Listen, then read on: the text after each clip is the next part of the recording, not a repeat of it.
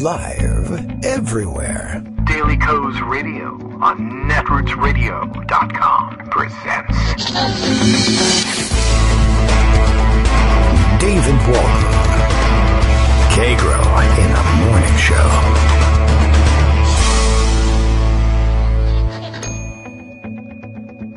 Now, here's David Waldman. Hey, good morning, everybody. How you doing? April 10th, Wednesday, April 10th, 2019. Not Thursday, April 10th, not Tuesday, April 10th. Wednesday, April 10th, 2019. The only genuine April 10th this year has to offer. Right? I don't know. That sounded pretty good at the end.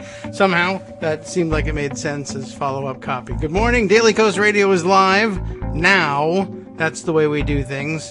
We live in the moment. Kagro X, that's me, David Waldman, gets midweek relief, I am told, from Greg Dworkin, our own Dem from Connecticut on Twitter, and Joan McCarter, similarly Joan McCarter on Twitter, from, and where else? Acme Roof Jumper Prevention Specialists Incorporated. Yes, we're going a day at a time here, as we usually do. The Trump fiasco continues, though, I don't know. I guess there's some light at the end of the tunnel. At the very least, you can almost see the election from my house, as Sarah Palin would have it.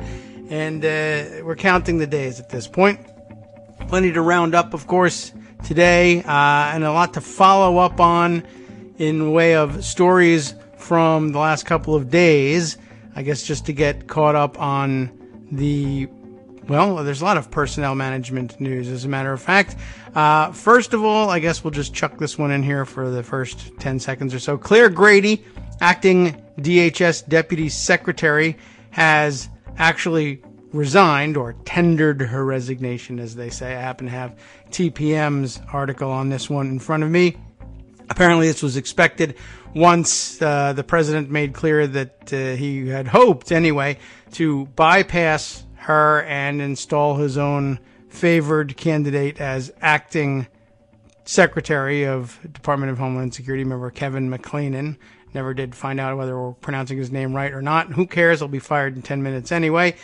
But I guess she got the message and resigned, which gets rid of the problem of bypassing her or having people file suit to insist that she should be the secretary. I guess, I don't know, for some reason she decided to do him a favor. I don't know, she may actually like him, I have no idea. Or maybe she's just like, I don't need this crap, and I don't want to be here. I don't want to get involved in the lawsuit. I don't care. I don't want to be responsible for this idiot's policies. It might be the right call in the end. He certainly made Kirstjen Nielsen's life hell. Not that I mind. So why stick around for that? I think that's probably a good choice. Speaking of personnel management, I did see this morning also that I guess, I don't know that this has been a long-time goal for anyone, but it's been a long-time goal, I guess, for Republicans to eliminate major governmental departments. It's described this way in the Post's, the Washington Post's story, and I guess by is she the author of this? Lisa Rain, who writes for the Washington Post. I guess this is her article. I gotta click through in order to make sure of that. Oh, but of course I have to click on 25 other things because I don't know, too many clicks along the way, and I overshot the mark here. But the Washington Post reports this story under this headline: if Trump has his way, and we're not certain that he's going to be able to get his way, this major federal agency is on the way out. Yes, Lisa Rain and Damian Paletta both reporting on this one. Long story, I'm sure. Short, they are aiming to eliminate an agency. It starts off this way: the White House is moving to do what no president has accomplished since World War II. That will thrill Donald Trump to no end. And that is eliminate a major federal agency. Now, as I mentioned, it's about personnel management because the agency we're talking about is the Office of Personnel Management. This makes sense and is a great move, not to be criticized by about Donald Trump here, because I'm not even kidding. Okay, I'm actually kidding. If there's any governmental function Donald Trump has entirely mastered. It is personnel management. Why would he need an office to help him manage his personnel? There aren't any, so that's one reason why you might not need it. I suppose that could explain the drive toward firing everyone who ever even thought about working for the government.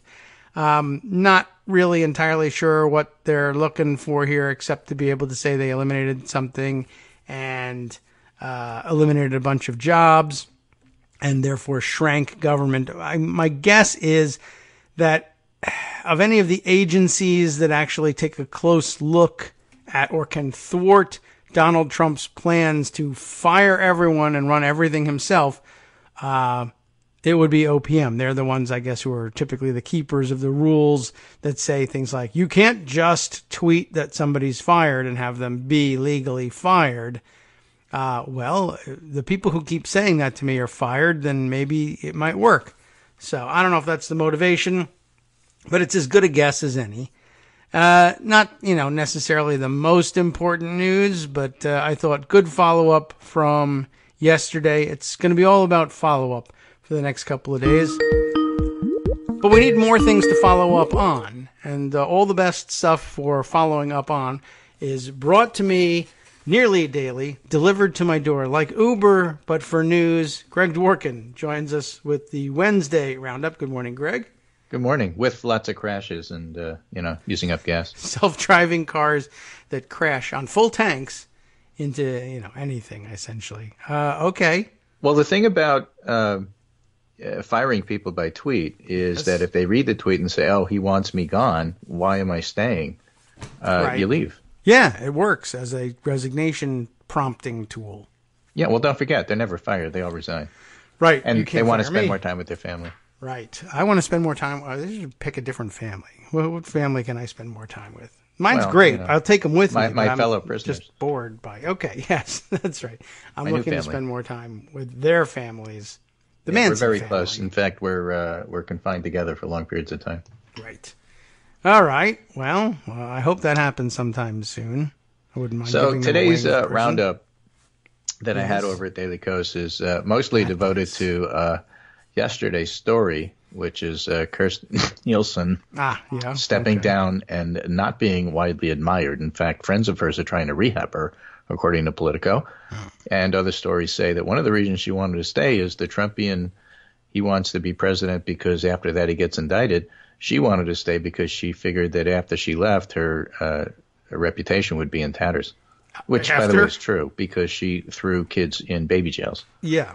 Oh, no, right? that was and one of the more fascinating things on Twitter I saw are the Trump defenders saying, he did the same thing as Obama. Obama did that. You guys, you stupid liberals, you don't even know anything. Right. Of course, Trump said that.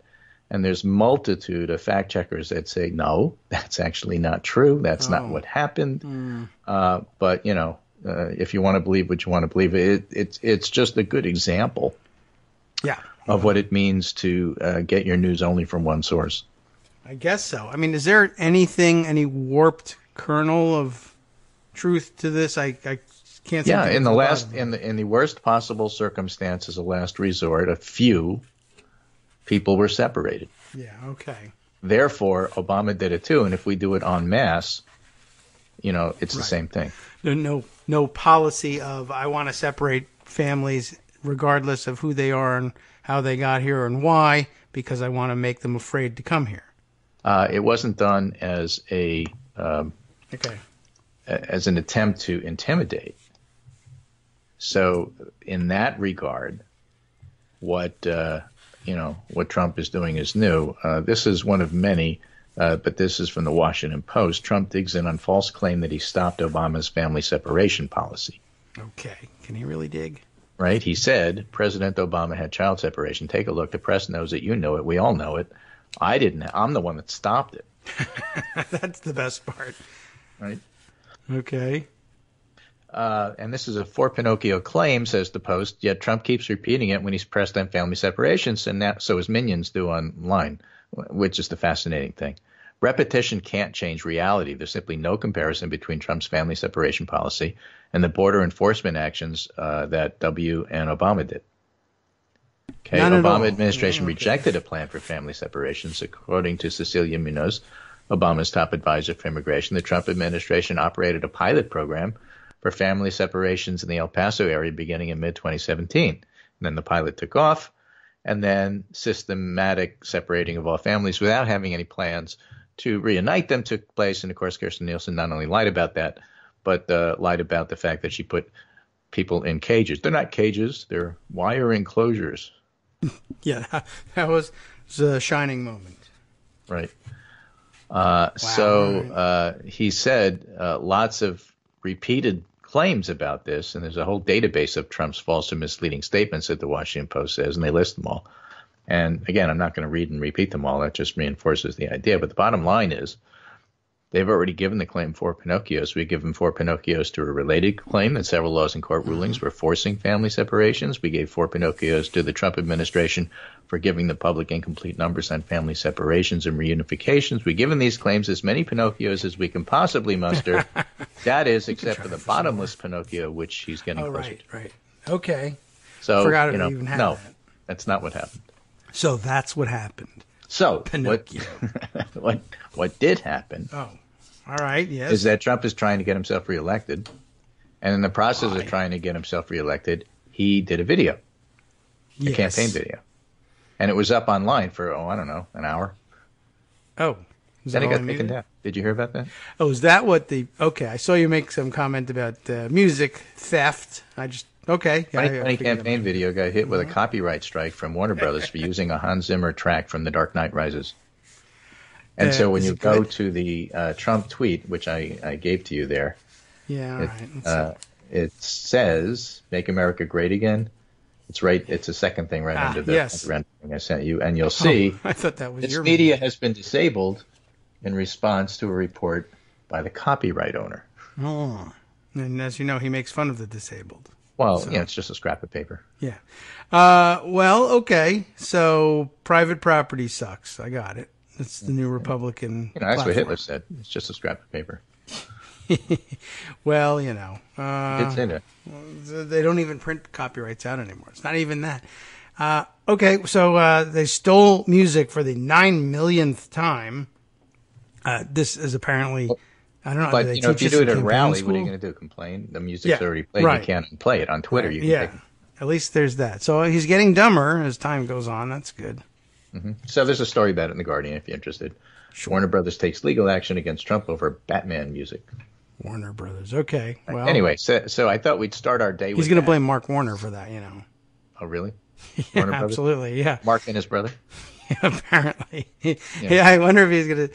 That's it. We're invading Virginia. He's just a pain in the butt, and he and his brother are just doing this now. It's ridiculous. You're out of America. He's going to kick us out. So let's talk about some polling. Too. Yes, all right. 2 people said I didn't include in the roundup, but I did talk about... Well, I did include it in the roundup, but I didn't include it in the stuff I gave you. Is Virginia polling. I'll find it. Yeah. Virginia poll. I'll look. The Wason Center had a new poll out. What is that? That's at... You confused me. It's George Mason? Christopher Newport University. Oh, well, okay. Them I'm familiar with. Judy Ford Wason Center for Public Policy at Christopher Newport University. That's Rachel Bitkoffer, and she's starting up a polling thing. This is like a second or third one, but this one is, I think, her first of Virginia. All right. Okay. And it's looking at what happened to Governor Ralph Northam, what happened to Lieutenant Governor Justin Fairfax and Attorney General Mark Herring because they had these scandals. Yes. Right. And the bottom line there is, okay, they're not as popular as they used to be, but nobody wants them to resign, and they still favor Democrats for the upcoming general election. Well, I guess that's... Well, it's better than some other things that could happen. I guess that's unusual. And that's a head scratcher. That's why it's so interesting. So she says Northam, Fairfax, and Herring all have been damaged by scandals with their disapproval ratings rising, but 23% of voters appear unaware of even the highly publicized Northam scandal. Right? So a quarter of the voters are not paying attention. Again, we tell you this all the time. Well, the Mueller report will actually have no difference because everybody already knows what's going on and what's going to be in it. Yes, for 75% of the population. No, for 25% of the population. They don't even know there is a Mueller report. Guess not. Wow. Anyway, I so didn't they know there was a know Wason about the Northam Center. scandal. So. And Okay. the top 3 scandals drag on Democratic candidates is limited overall. All right. Well, good. Right? People still think the Democrats care about the middle class, working class, poor, African Americans, women, men, and children. And voters choose Democrats in every category but one. Voters say Republicans care more about men. All right. Republicans like men. I got it. Yeah, especially white men. Okay. Especially Corey Stewart type of men. Really? Yeah. Anyway, okay. Well, they're white. While modest, any advantage for the Democratic Party is significant because turnout in the pure state legislative cycle is always low. Okay. Right? They were asked which party they would like to see in control of the General Assembly after the November election. Democrats 46, Republicans 42, and 5% saying they favor split control. 25% for a birthday party, not realizing that they were being polled politically. Okay. Anyway, so I thought that was all interesting because we talked about it. And, of course, there's a bigger theme going on here, which is that the concept was brought up, well, maybe Twitter and online discussions aren't real life. And this has a lot to do with the Democratic Party and what they really care about, people in general, but Democrats in particular, for example, aren't necessarily as they're not all Alexandria Ocasio-Cortez. This may come as a surprise, but a lot of the Democrats that were elected in this 2018 takeover of the House were actually moderates. I have been told that this is the case.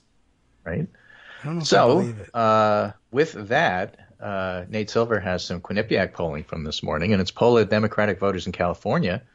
Quinnipiac asked Democrats who they think is most electable and most able to beat Trump versus who's your preferred choice. And it's a really interesting comparison. That's at the very, very bottom of the list that I sent you. Okay. Right? Yes. There's the Q poll, and then right into that is the actual Nate's graph that he made out of it, which is fascinating. For example, let's take Joe Biden. Tinged in red. Okay. Right. Joe Biden is the preferred choice of Californians, 26%. Behind him is Bernie at 18%, and Kamala Harris at 17%. Kamala Harris is running third in her own state. I would point that out. Warren is 7%. Warren's running third in different polling in Massachusetts. Right, so these home state people are not necessarily winning their home state. Yeah, Democratic. That's unusual. Yeah, Pete Buttigieg has made a move here, and he's tied with Elizabeth Warren in California.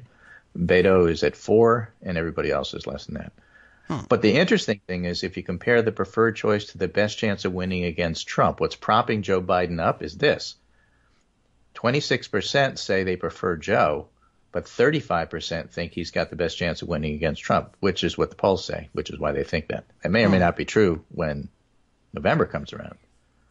But the polls say he's got the best chance, and people are aware of those polls.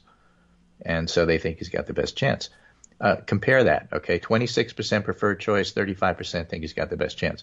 Bernie, 18% preferred choice, 17% best chance of winning. Oh, that's all right. Right? That's and more interestingly, Harris, in keeping with 17% preferred choice, 9% best chance of winning against Trump. Warren, 7-4. Buttigieg, 7-2. Beto O'Rourke, 4% preferred choice, 5% best chance of winning against Trump. The point being, only Biden and Beto have a higher, I think he's got a better chance to win than I actually prefer him. Everybody else is the other way. Yeah. Does that mean that Democrats are being anxious about women of color with Kamala Harris, or just women with Elizabeth Warren? Are they being practical, whatever that means? Is that an insult? Are they being pragmatic? You know, it's interesting because the non-match, a preferred choice and best chance of winning, you know, goes back to the old, you know, do you want somebody who agrees with you or do you want somebody who you think could win? Yeah. And, you know, this is an unresolved at this time, and it shouldn't be resolved. It's way too early. Yes. And perceptions of who can win is also going to change as well. So none of this is fixed in stone. These are all snapshots, but it's an interesting snapshot of where the Democratic Party is right now. It's more moderate and older than the online contingent would have you believe. And it's just to keep that in mind. Yes. Just another example of that. It is interesting. I would say Sanders is pretty much the one that I guess what that means is that the people who prefer him think he can win. Yeah, but, It's the same. other side of the coin, you can look at a lot of these polls and saying Bernie's supporters are devout, but not necessarily growing at this point. Well, we're all growing. Well, no, some In of us the aren't. end. Unless you want to think about growing older. The growth was our belief in our candidate all along. Yeah, I suppose. Like National Journal, okay. Josh Kraushaar, conservative, has this interesting conservative look at what's going on here. And he says, look, polling gets a bad rap, but despite its challenges, there's no better way to keep flawed conventional wisdom in check than with reliable data. And over the past month, there's been plenty of reputable polls that run against the consensus of the Twitter mob. He's getting in on this Twitter isn't reality thing. Oh, here's one of the most interesting findings. story. Democrats love Joe Biden. Right? Despite the saturation coverage of the former vice president's overly tactile approach to politics. I love that. That's a lovely way of saying it, isn't it? His political standing hasn't been dented much. A new release Morning Consult survey, now this is national, not California, found Biden still leading the Democratic pack with 32, down 1 point from the previous week. Contrary to conventional wisdom, he's performing better with Democratic women than he is with Democratic men. Okay. All right. Now, his favorability rating's down 4 points, but it hasn't really changed his standing. All right. And Elizabeth Warren is only polling in third place in her home state, according to Emerson. Right. She's leading Pete Buttigieg only by 3 points in Massachusetts. They love right. As Buttigieg. an example of how that works, Mitt Romney won 72% of the Massachusetts Republican presidential primary in 2012. Yes. So you're supposed to do better in your home state. Yeah, you would think. There are 250,000 people running, though. So yeah, and it's early again. Yeah, so this is just a snapshot, but the Romney Romney thing isn't like Warren isn't Romney. It's that's the benchmark for where you're eventually going to get to if you actually get that far. Yeah. All right. Well, when does the Massachusetts primary actually fall? I mean, Massachusetts I don't know. doesn't I have to look it up in the Green Book. Not that it doesn't matter. I mean, it doesn't matter right now at this point that they don't make Elizabeth Warren number one on their list. Doesn't matter. That's what I mean. We love Massachusetts. It's great. It's got all kinds of things in it. Yeah, green pages. Moving on. Let's see. Green. Okay. I don't know. We'll get to it. Okay. Well, they'll figure it out by that time. Other notable things. Independents are intrigued by Bernie. Every politician tested in the new NBC Wall Street Journal poll, including Biden, is viewed more warily than enthusiastically by voters. But among independents, Bernie polls very well. 48% plurality of registered independents are enthusiastic or comfortable with his candidacy, with 47% expressing reservations. Right? So a split there. Biden was the only other candidate who scored above water with independents. So Bernie and Biden are the front runners. I think there's no question about that. That is right now. I mean, again, that can change. Kamala Harris is viewed much more favorably by the left than the center left. Harris's appeal is centered among the most progressive Democratic voters, according to an April Quinnipiac poll. Harris wins 15% of support among voters who consider themselves very liberal, second to Bernie, but wins only 5% of the party's centrist constituency. And again, Gallup the other day pointed out that the Democratic Party is just about evenly split between liberals and moderates. I'd be curious about and again, as a reminder, we talked about this the other day. People like Biden or even Bernie, but especially Biden, tend to do well with the older voters. Yeah, I'm trying to remember back to 2007, I guess, and the polling. Like, where was Obama at that point? I don't recall. What it was like early days. It took Iowa to make him catch fire. I mean, I guess so. I'm curious whether he polls in a position comparable to where Kamala Harris is at the moment, where, again, people have anxieties and then begin to realize, hey, wait a minute, the huge swaths of our party might actually be quite interested. And we ought to, put this aside and start listening in to see what's going on. I mean, getting elected from California is no joke. Right. It's a lot of votes. Of course, we have the Electoral College and a lot of Trump voters out there, too.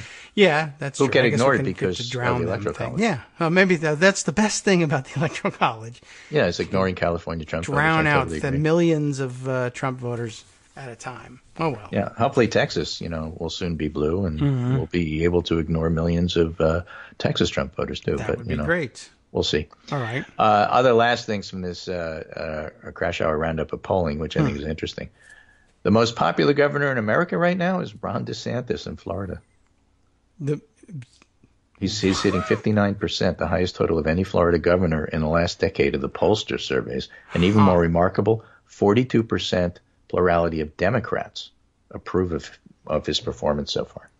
I guess he's not. Armando will have to speak to that, but I guess he's not being outright Chris Kobach, which, by the way, Kobach is apparently one of the leading candidates to take over DHS from the disgraced Kristen Nielsen. I think it's safe to describe her as such. Yeah, I think you're right. I mean, by comparison, it's not that bad compared to Chris Kobach in terms of disgrace. Kobach will have to get through, the nomination and advising consent process. And already Republicans are telling him not to do this, but that doesn't mean that they won't fall in line when the time comes. Right, true. Because they may think, what, he's awful. But at least that takes him away from running in Kansas anymore. So it's a negative for the country, but a positive for us. Maybe. So we might go ahead and say it's okay. Yeah, although I guess I would warn them that that's not guaranteed to work with Kobach. He's known to run for office while he's holding another one. Right. So, I suppose that's entirely possible. But I did see somewhere that one of the Kansan senators spoke up and said, "You can't nominate that guy. He's horrific. We won't approve him." But I bet they will. All right. Well, they'll prove you right, no doubt. And not in the next 2 minutes, I don't think. But if they do, we'll come back and let you know. Hi, everybody. It's me, David. Let's change things up from the old fundraising pitch for just a minute and talk instead about how you can be a part of our show. If you've got a smartphone or any other electronic recording device, why not sit down and record a segment for us? Read us an important article and give us your take. Read one of your own original essays, or even just give us your commentary on something you'd like to share that's important to you. Then send the file to me at kagrox@gmail.com, and I'll try and work it into the show. Short segments, a few minutes in length, are easiest to fit in. And of course, I can't always guarantee that I'll be able to play everything, but if you've ever shouted at your radio or TV about something you wish was being covered, here's your chance to change that. Make the show your own. Send your submissions to me at kagrox@gmail.com.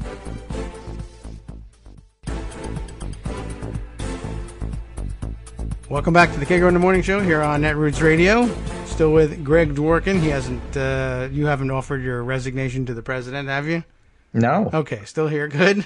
Excellent. No, not yet. We'll keep rounding it up. They'll fire me. We don't know. Or round us up. We don't know. Yeah. I do my own roundup, but when Trump says roundup, I think he has something different in mind. Yeah. Well, it's like going to camp, they say. Camps, yeah. Just lovely place to go for the summer. Mm-hmm. Another poll. This is from Georgetown University and NBC. They're running their Georgetown Institute of Politics and Public Policy battleground poll for the 2020 cycle. Excellent. National bipartisan survey of registered voters. 59% of voters say they're very or somewhat worried about an economic downturn, although 58% of voters approve of President Trump's handling of the economy. That's what they use as the headline, but it doesn't matter. His overall unfavorable rating remains steady at 55, despite giving him credit for the economy. Okay. Well, you can have a good economy. We don't, but you could have a good economy and be a horrible person, and it's about time people recognize that. Right. I'm for that. 57% of voters think the country's on the wrong track. 74% of Republicans think the country's on the right track, and 92% of Democrats say it's on the wrong track. So, again, the intensity there is a little bit more on the Democratic side. Gender will play a role in 2020, with men saying they'll vote Republican by 9 points and women saying they'll vote Democratic by 18 points on a generic congressional ballot. Okay. Don't ignore the generic congressionals. They told us what was going to happen in 2018. We got a lot of generics in Congress. Yeah. Generics are cheaper. Yeah, except for insulin. All right. No, it's easier to to buy them. Yeah. Brand name politicians are a whole lot more expensive. That's true. AOC must cost a fortune at this point.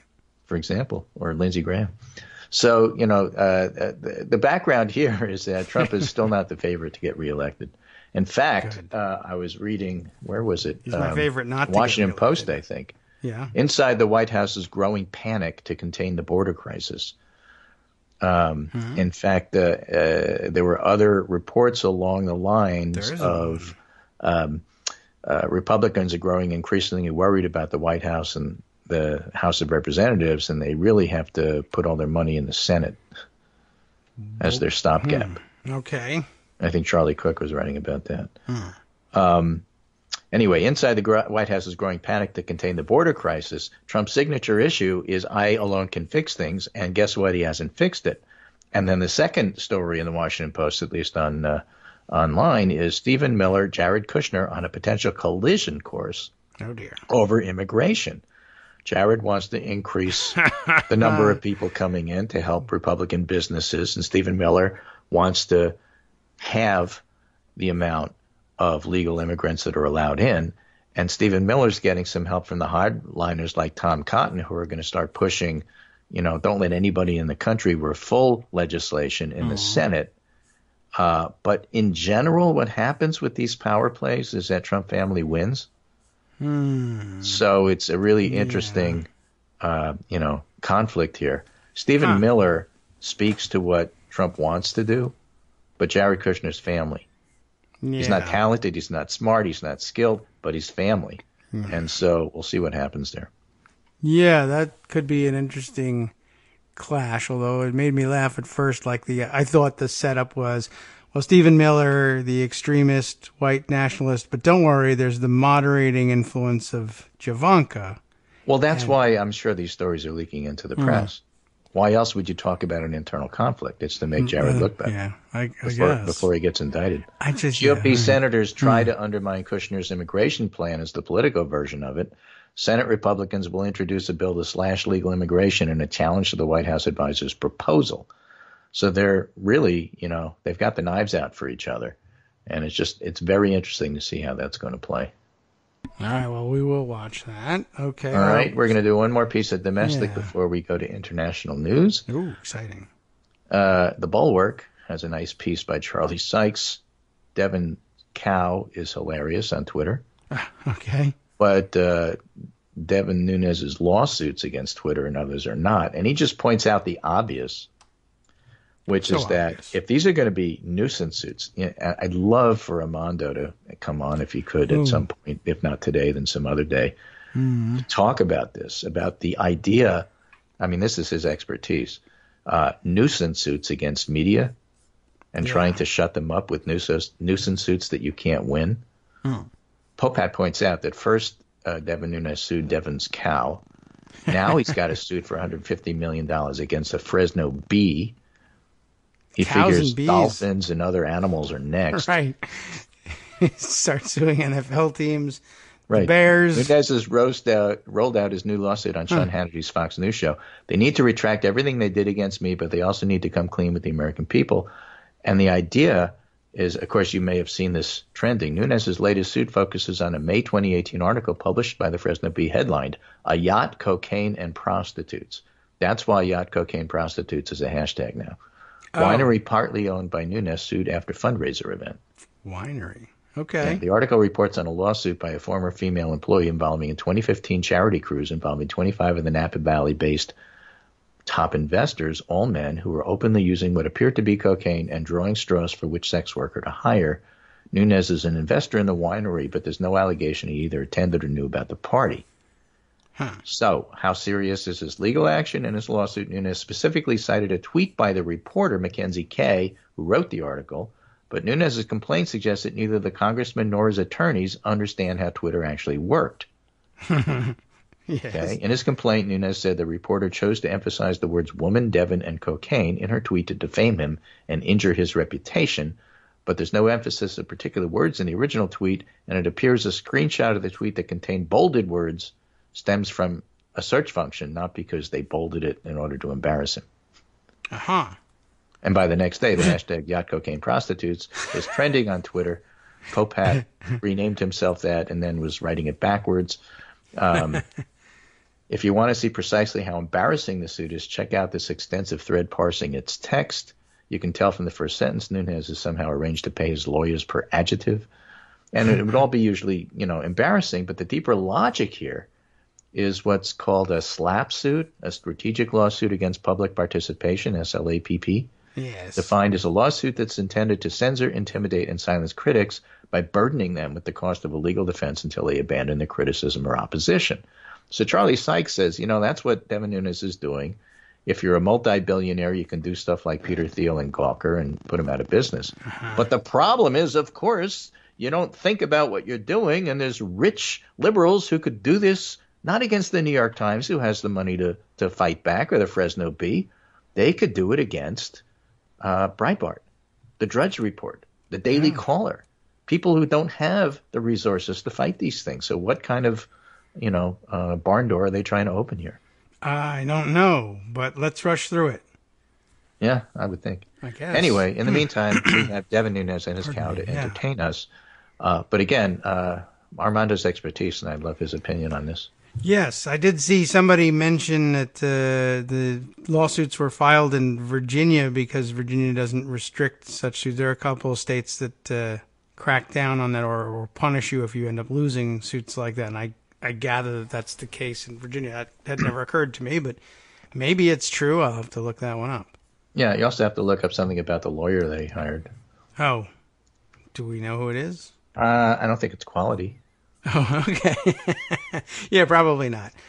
But then he's probably getting paid handsomely from out of some dark money pool somewhere. Right. All right, we'll check that out. Let's see. Devin Nunes lawyers think somebody bolded tweets in order to do this. Anyway. That's amazing. Devin cocaine, something. All right. So we have that. So on the international front, a couple of important things happened. You want to do Israel or you want to do Britain? Or Germany? Oh. Well, we can't get to all three. How about the... Oh, we're going to get to all three. Oh, which one all right. do you Which want one to do do first? first? Door number one, door number two, or door number three? It is anti-Semitic not to do Israel first. All right, So let's do Israel first. There was an election, and embarrassingly, Netanyahu actually tied with Benny Gantz, who is his rival, the Blue and White Party, and Likud each got 35 seats. However, Israel does bloc and coalition voting, so the right coalition has 10 more seats than the centrist coalition. So Netanyahu wins, not because he beat his rival, but because the coalition of parties that are associated with him beat the rival bloc. Now, given the fact that he was running against a political neophyte who had never run before, and given the fact that indictments after the election are about to be unsealed, it's kind of like an embarrassing win for him, but it's still a win. Yes. By the way, when they unseal the indictments, don't open your eyes or you will melt. Right. But the thing is, it's rumored that what will happen is that now that he won, he's going to try to pass a law retroactively making him immune from such suits the way the U.S. does. That would be a smart thing to do if you don't like jail. And jail. make it retroactive. Yeah. All right. Well, let's see we'll if he has the votes. The interesting thing 10. is that other things that are not covered by the news that much that you should know about Israeli politics is that there's a big fight between the executive and legislative groups on the one hand and the courts on the other. And the courts are quite powerful there and maybe too powerful, and Netanyahu's trying to take them down a peg. Oh. As somebody described, it's like the U.S., except that the Supreme Court gets to rule on whether the Constitution needs to be changed. Oh, well, that's a system. So we'll see how that plays out, but they're going to be at odds, especially if they indict him. And then he tries to go around that by passing a law.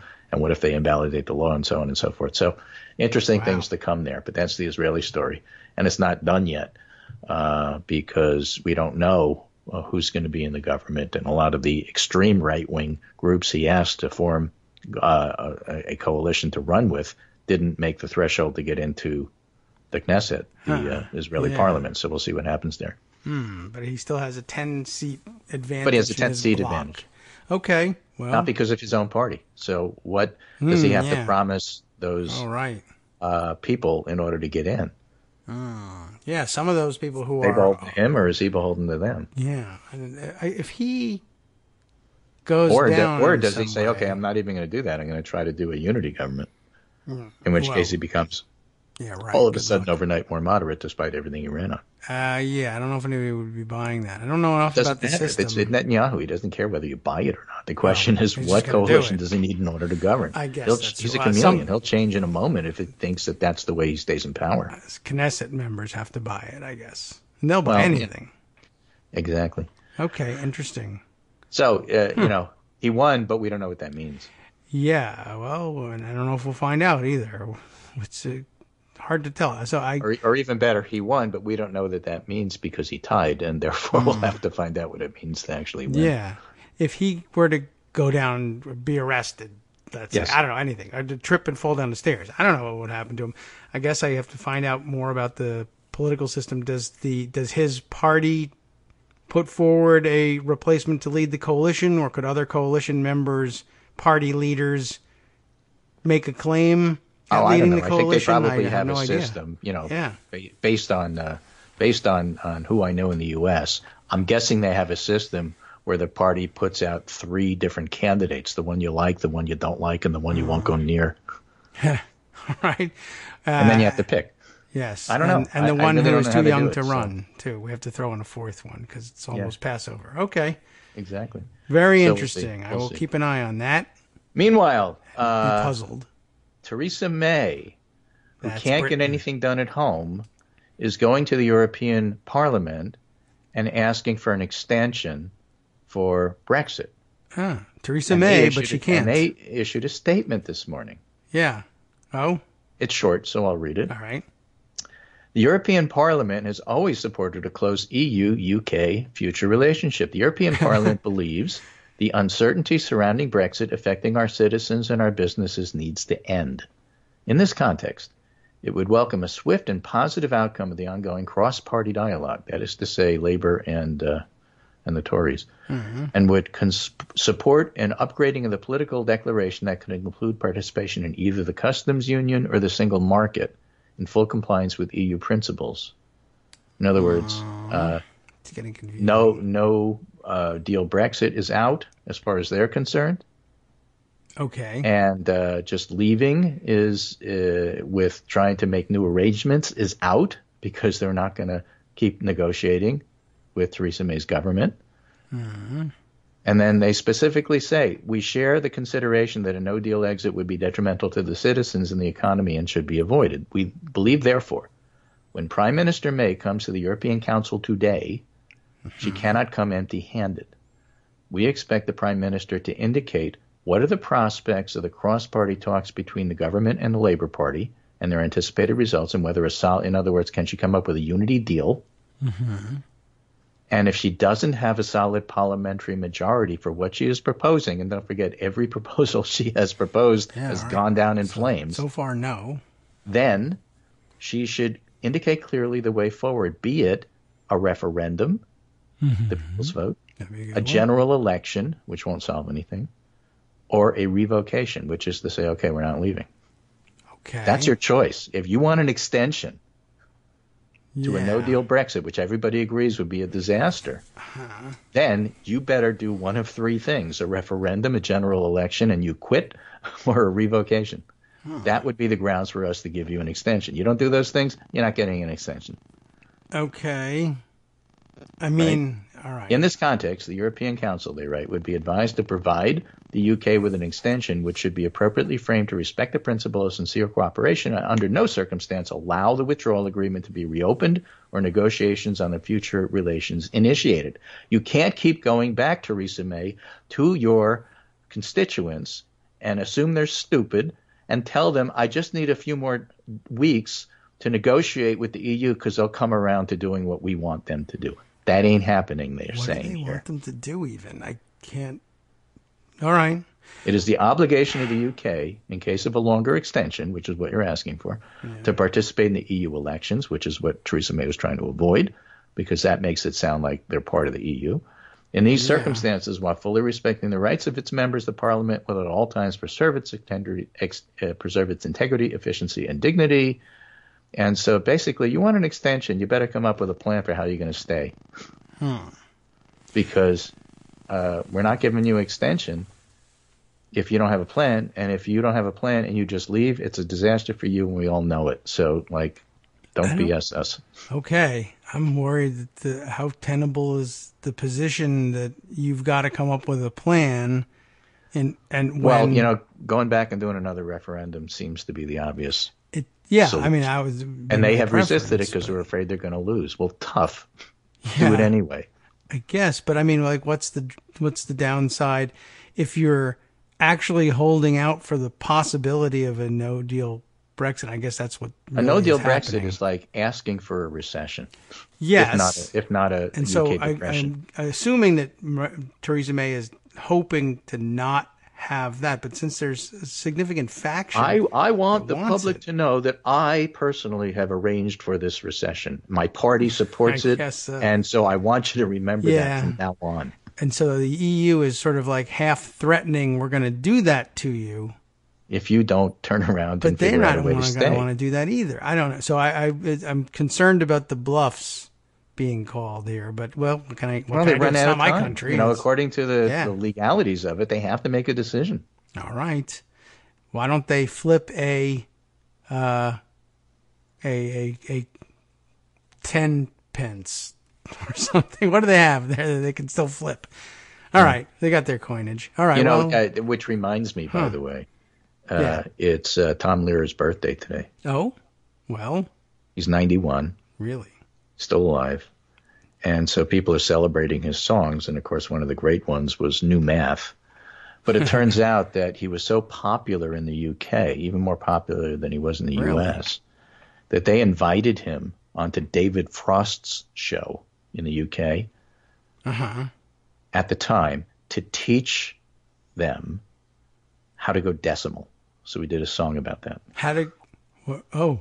Right, because at the time they were doing pounds and shillings and crazy stuff, and they had to go into a decimal system, which they were not prepared for at the time. Wow. So we sung about that today. Okay. Yeah. It's really quite amusing. I'm going to look that one up after the show. Well, I'll send it to you. Okay, I'm going to watch it after the show. All right, decimal. It is so worth it. It's very short, but it's really We very need fun. that in school for kids now. Exactly. Well, everything that he did, you need in school for kids because he taught us everything. He just did it from the proper, point of view, the original including how to poison pigeons in the park. Well, the power of song, not to be underestimated. Right. Okay. So again, I mentioned a German thing. Yes. And we like to keep track of Germany too. Right. And let me start with the Washington Post story here. Okay. Yes. I've got the difficult diplomacy involved in returning former ISIS fighters and their families. That is difficult. The German one is a specific, and it's tragic. But the general thrust here is, okay, so ISIS loses. There were people who left Europe in the thousands to go fight for ISIS in Syria. Okay, yes. They lose. What do you do with them? Where are they? In public, it says many countries appear to be doing their best to avoid taking back former fighters and their families. Although President Trump has insisted Europe repatriate its fighters, the U.S. is contesting the citizenship of a New Jersey-born woman who wants to return home. Yeah, Britain said it was stripping the citizenship of a 19-year-old from London who fled 4 years ago to become an ISIS bride. Belgium is appealing a court order that will repatriate 6 children and their Islamic State mothers. But some governments have been quietly exploring what would be involved in retrieving the nationals. Even when the political will is there, officials are confronting a thorn-studded array of diplomatic and practical issues. Like you have to negotiate with the Kurds, you got to transit through Turkey, you have to transit through Iraq, and that raises a whole set of issues. Kurdish authorities won't work well because the Kurdish authorities in Syria and Iraq don't get along. The problem of talking to Assad, the problem of holding people accountable. Weird. Which is where the German story comes up. Some Belgian officials are privately skeptical of the idea of a tribunal, saying it might be more of a delaying tactic on the part of leadership more than a realistic proposal, and there would still be the question of where people would go once they were convicted or released. Right. So that's the issue. the bigger issue. Now, there's a story in the New York Times. A German woman goes on trial in the death of a 5-year-old girl held as an ISIS slave. Okay. While devoted followers of the Islamic State, a man and a woman bought a 5-year-old Yazidi girl in Iraq to use as a slave and then let her die of thirst in the scorching heat. And the Germans say that's only one of many charges against this woman. Really? Okay. And she wanted to go back to the Islamic State and found someone willing to drive her to the Middle East. The driver was working with the German security services and recorded the conversations as she told them all about her life in the organization. She's only identified as Jennifer W. And like in many European situations, they blank out the face when you're seen in court until you convict. They don't show you the face of who's on trial. I see. I thought she one of was those just European doing that courts. herself. We're used to just seeing everybody's face as they're on trial, but you don't do that in Europe. Do you get she's holding like a placard in front of her face. Yeah, she's holding Is that an official thing they give you? Or Yes, and other times they'll do the picture and they will actually fuzz it out so you can't see it. Oh my gosh! All right, well that's interesting too. So is the slavery aspect, Right? Wow. So So she showed no emotion during the 15 minutes it took a judge in Munich to read out the charges against her, which include murder, war crimes, membership in a foreign terror organization, and weapons violations. No pleas are entered in German courts, and the defendant, wearing a white blouse, black slacks, and a black cardigan, declined to make a statement. And then these proceedings are going to continue through September. But the Yazidi girl's mother is going to testify. All right. Now, good. This is one case of many, but there's a lot of situations like this, and what do you do? I can't believe there are any situations like that. But yeah, the world is amazingly complicated. A lot of people in it doing So Germany things. is struggling with how to handle dozens of women who left the country for Syria and Iraq, many of whom married ISIS fighters, now have children who were German citizens. And while they're legally allowed to return home, many Germans don't want to see them allowed back without being tried for their roles. And also, were you there and were you trained, and do you just bring them back? I mean, there's just so many issues that come up here. A lot. That is interesting. That's fascinating. Yeah, whole show's worth. It's horrible. It's fascinating. It's all of those things. But I think we're going to be hearing a lot more of this as time goes on. And so again, I'm just informing you that this exists, and it's something to keep an eye on. Yes. Wow. All right. Well, I actually would like to do that. Definitely not in our usual wheelhouse, but it's so interesting, complex, and strange that maybe it deserves our attention just on that basis. This happens in the world, and you wouldn't believe it. Right. But you would too. Once you describe it, and it seems so outrageous, then you kind of it hits you like, well, yeah, that's why we were fighting them. This is the sort of thing that they did, and now they lose. Ends of wars have weird problems. They do. Once, you figure, especially, the winners get to decide what the losers did that was or wasn't correct. Right. There are international norms. And, we're nowhere near that kind of difficulty. But the fact of the matter is, here in the United States, the Trump administration isn't going to last forever. And what happens then? How do you approach what was done and what wasn't done? And so it's fascinating for so many reasons. So that's my segment for today. That'll take you through the first hour. Is Joan joining you later? Yes, that is our usual plan. So good. That'll take you through the second hour. Yeah, right. You're going to be able to rest your voice today and get it back. I hope so. And I always look forward to the great break of Wednesdays. Yeah. All right. This is you've got a great collection here today. I'm going to do some reading afterwards. Mm-hmm. All right. Then some other issues, you and I are going to have to decide. Yes. Next week is my last week working. I get to retire. Wow. Okay. So you want to have a party? More show, less show? Should we change the schedule? We should. What should we do? You should do the show so that you stay. It's important that you stay busy I don't know. Oh, I totally agree. Yeah. The question is where, how often. Oh, all right. Well, I say every day from 9 to 11. Friday. Do I only come on for 5 minutes? What do you want to do? So I'll let you think about those things. We'll talk about it offline. Yeah, well, that's exciting. We'll have a whole show on how do you feel about that. Tell me about your childhood. I mean, why not? That's very well. Congratulations to you. I'm going to go with Professor Yogi Berra, Doctor of Philosophy here. Okay. When you come to a fork in the road, take it. Yes. Can you get a job teaching polling at Quinnipiac or something? That'd be fun. They already have their own pollsters. Yeah, but you don't have to go a lot. I just want the title and the crown. I think professors wear crowns these days. I'd like they? one. And robes, Right. They have maces, universities. I don't know if everybody knows that. At least at graduation. That's right. It wouldn't be funny if they all dressed up that way all the time. Of course, you realize that the gowns and maces and stuff, these are all from the medieval colleges. Right. Where scholars wore those things to keep warm.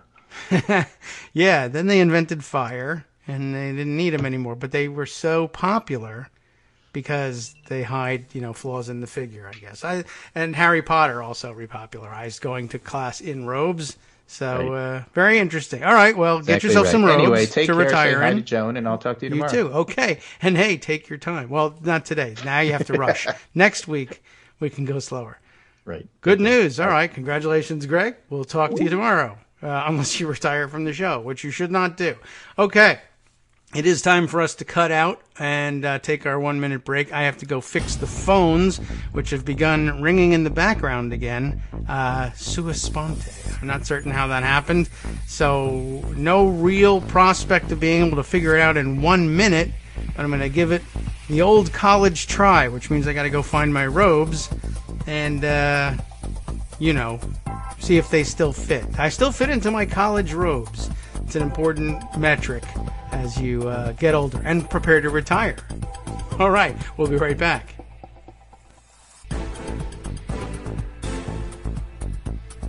Welcome back now to the Kagro in the Morning Show here on Netroots Radio. I did something here, but honestly, I picked up the handset from the phone, and it still insists it's in silent mode. I now recall that I think over the weekend, I had we bought this fantastic phone, by which I mean it works, and it has this function where you could program silent mode for the same period of time every day or weekdays or whatever, which was fantastic. It's like it was tailor-made for idiots who do podcasts live for whatever reason. The reason to be an idiot, number one, doing a live show podcast when the whole point of podcasting is that you have the luxury of doing it whenever you want, but okay. And two, do it in their house next to the phone that they can't figure out how to program. These are many reasons why this is a foolish thing to do. But this was this great function that allowed me to silence the phone between 9 and 11 weekday mornings. And I don't know, I guess the whole thing breaks down at some point because it was staying silent beyond those times, and that was annoying my wife because we were missing phone calls, which is crazy because most of it are telemarketers anyway. But all right. And then so something got adjusted or maybe not. And now the ringing is creeping into the silent mode thing, but the phone still says it's in silent mode. Sort of like, maybe this is a symptom of the Trump administration. It's my phone is a Trump supporter. I'm in silent mode. Ring, ring. Hey, that's wrong. You're a hypocrite. You said you were in silent mode, but you're ringing loudly during the show. Well, it doesn't matter. I still say I'm in silent mode. I tweeted that I'm in silent mode. The lawyers disagree, but I say, all right, well, that's where we are with all this.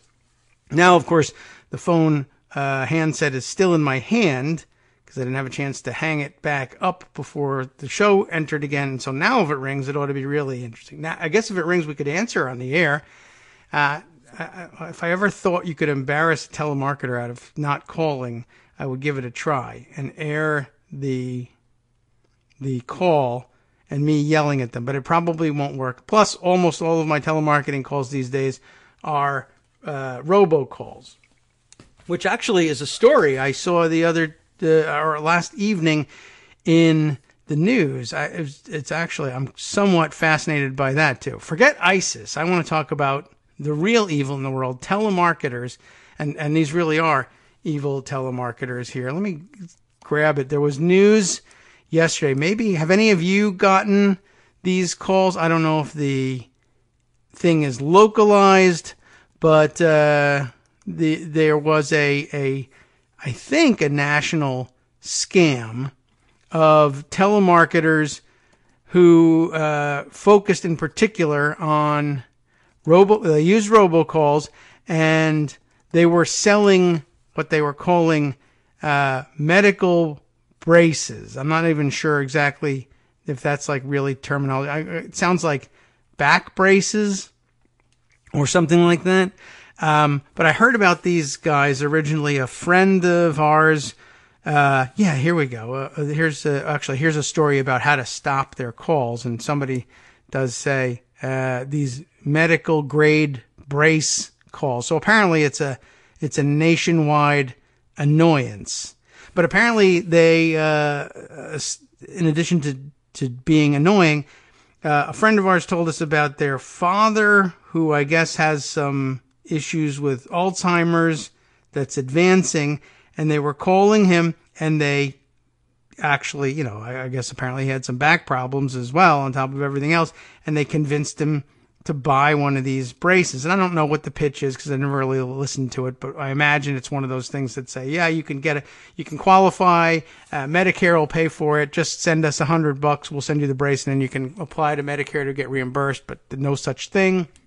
And you're out the $100, and Medicare says, we don't pay for those. Or maybe they do. I don't even know. But the scam is they're selling you these braces.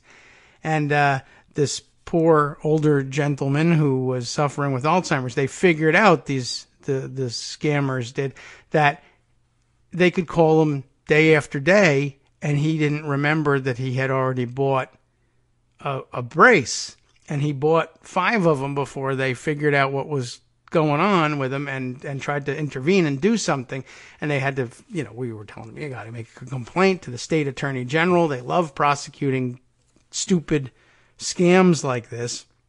And I read the news, or had the news read to me yesterday, that the feds busted a bunch of people on these charges. I mean, this is not my usual beat either here, but I'm looking for news articles here, and the first one I found is from Patch, which is amazing because why isn't there anybody else reporting on this? But federal authorities said Tuesday they've broken up a $1.2 billion, this is why they're doing it, healthcare fraud scheme peddling orthopedic braces into hundreds of thousands of senior citizens via foreign call centers. Now, I'm not a senior citizen yet, and I guess Greg is now because he's going to be retiring. How do you like that, Greg? Although, I guess, I don't know, they sent me an AARP card, so I guess I am a senior citizen, right? How old do you have to be? Anyway, I don't know how I got on the list, but I did, and I have, I got some suspicions about it, but I've got flooded with these calls all of a sudden, and lots of them on my cell phone too, and they come during the show, which is really annoying, and you might even hear the buzzing when it goes off, and they spoof local numbers, the idea being that you'll say, why, that person's prefix is the same as mine. They must be a good friend of mine, although I don't apparently know their number and haven't programmed it into my phone. I wouldn't want to miss out on any of the juicy local gossip. I don't know why you would answer that call, but people do. And anyway, I can't seem to stop them because if I block their call, they just spoof a different number the next time, and I can't block hundreds of thousands of numbers. Or I guess I can, but you can't preemptively block them. Anyway, it's been quite annoying, and they leave messages even if I let it ring through to voicemail, and it always picks up, they play it right away, and I guess it picks up in the middle, and I hear their pitch for these medical braces. Anyway, I'm glad they busted these people, although there's also another one going on.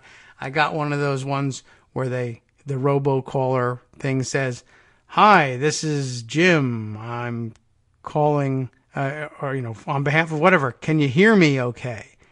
And the idea is you say, yes, and it's actually recording you when you respond and they want to record you saying yes a couple of times, and then they use that in scams like with phone banking.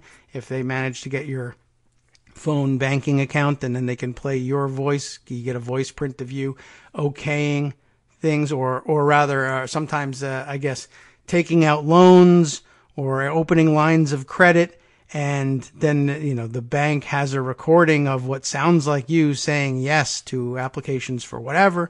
I read about that one too. Very interesting what they're doing. It's a very clever scam. Hope they catch them and tear them to pieces, but whatever. Anyway, this story says they were peddling orthopedic braces to hundreds of thousands of senior citizens via foreign call centers. Charges have been filed against 24 people, including executives of telemedicine and durable medical equipment companies and doctors who wrote bogus prescriptions for unnecessary orthopedic braces, the Justice Department said. No truth to the rumor, by the way, that Greg's actually been fired because he was doing all of this. He's actually retiring.